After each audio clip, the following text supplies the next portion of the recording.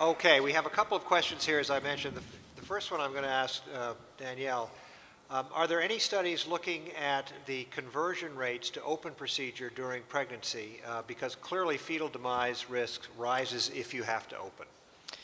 There are no studies that specifically looked at this. There are two case reports that I can specifically think of that described a conversion from a laparoscopic to an open procedure. One of them was a patient where they did a varus needle insertion. It was reported in 2011, and then they put the trocar directly in. They put the camera in and saw the fetus and found they were intrauterine. They called their OBGYN colleagues who converted to open. They opened up the mom directly over the trocar. They repaired the trocar site, and the baby stayed in utero without delivering and delivered safely at term. The second was a third trimester appendectomy that was started laparoscopically, and the authors report that the working components of their laparoscopic instrument hit into the side of the uterus and resulted in bleeding from a varix that was on the uterus. And they did need to transfuse, they did need to open, and ultimately the baby was delivered safely and had a good outcome, but they did have a preterm delivery for it. So we have a paucity of data on the conversions from laparoscopic to open. Thank you. Ray, there's one here. How many times, I'm sorry, I lost that one. Any studies looking at the conversion rates to open procedures during pregnancy? No, that was the one where am I? I lost my second page here. That was going to be an easy answer because I was just going to say what she said. Okay, the question had to do with do we have any data regarding the complications from laparoscopy at specific in specific trimesters? Can you compare complication rates by trimester? So a lot of the data that we look at, some of the largest series you notice are meta-analyses, but when you look at large series, there's kind of case series, and they can be 75 patients, they can be 30 patients. So as we look at it, what the data is not really a comparative of first versus second versus third trimester, but it's more reporting that those that have been operated on during those trimesters have been able to be done safely. Is that a good? Okay, thanks. Janie, here's one. Would you rather get a CT or diagnostic laparoscopy if you were uncertain, if there was an uncertain ultrasound for appendicitis? If you look at the fetal loss rate from CT scan, it's very low. So I think that, frankly, I think I would rather get a CT scan first. And I think we have to reassure our patients, especially if they're beyond the first trimester, that the risk of radiation from a CT is very small compared to the risk of fetal loss from a negative laparoscopy. Dave, can I just make a comment on that I think is a real issue, because there is a paper out there that we looked at when we updated this last set of guidelines that came out suggesting that maybe laparoscopic appendectomy had a higher rate of preterm delivery, but they also had a 20% negative laparoscopic appendectomy, negative appy rate. And the question was raised as, well, is just a laparoscopy just alone just safe to do? And I guess I would suggest that it's much safer to do a CT scan or an MRI than to just do an exploratory laparoscopy. I agree with that. Great, thank you. Another question here is, should we operate on biliary colic in the first trimester? So I guess if you look at the data and the SAGES guidelines, the answer is yes. But although I would say that I think in everyday practice, probably most people would wait to the second trimester, especially if the symptoms are not severe. And I don't know if people on the panel agree with that, or... I'm actually a big proponent of taking care of the mother first, and it really depends. If somebody has one little attack of biliary colic, I don't rush in. I try to see if they can get to the end of their pregnancy. But as noted, the chance of them having recurrent symptoms is higher. But if somebody is having attacks multiple times each week, I think that it is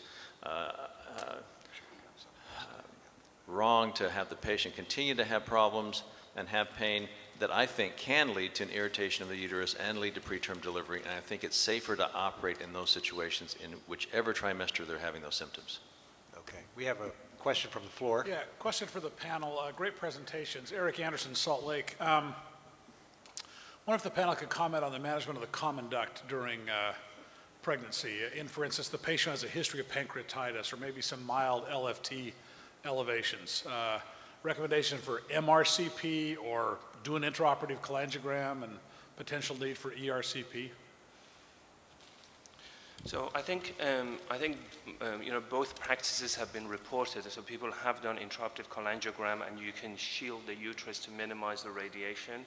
I would say, my practice, for whatever that's worth, is to get an MRCP, just because that you just don't have to. You can do potentially a shorter operation.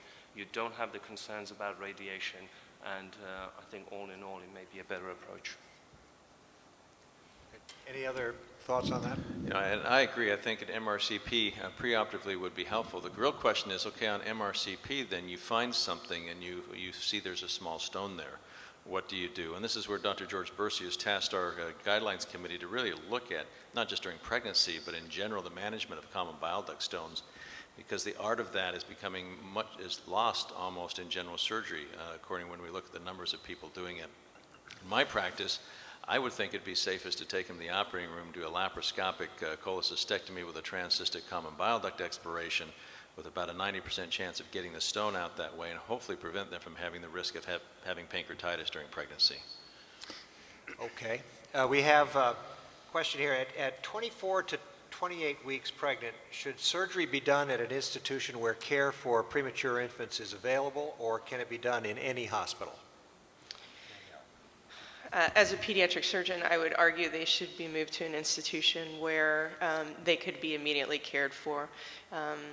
Hospitals that are not used to taking care of 24-weekers are going to struggle, and there's a great risk to the baby in that period of time if they get cold in transport. So I personally would favor that they get taken care of in a high-level NICU. There were two other quick questions to hit. Appendectomy in a first trimester under spinal versus general anesthesia.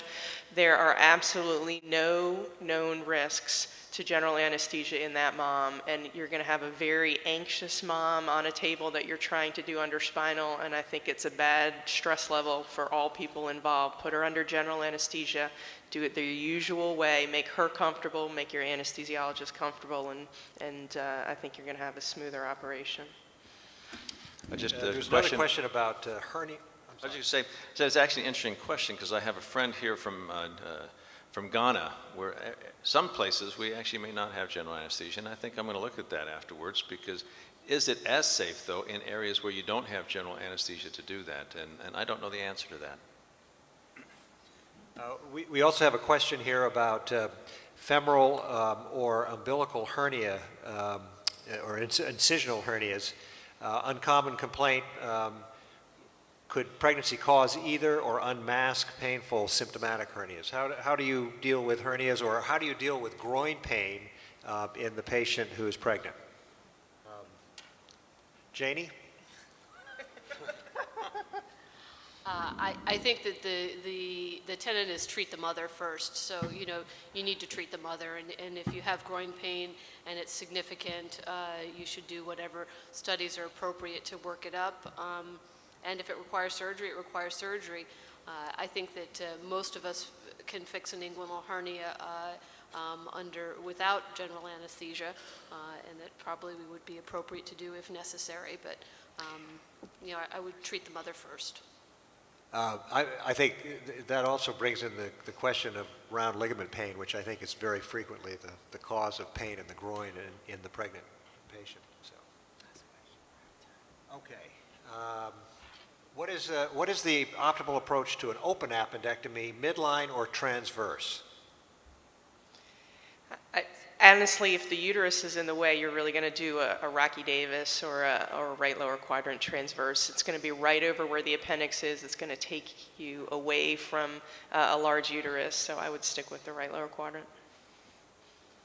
There was no data on this. I did look at this. I do think that it depends on If you know you have a perforated appendix that you're going to have to be dealing with, you may want to consider a midline. Otherwise, transverse is probably the way to go.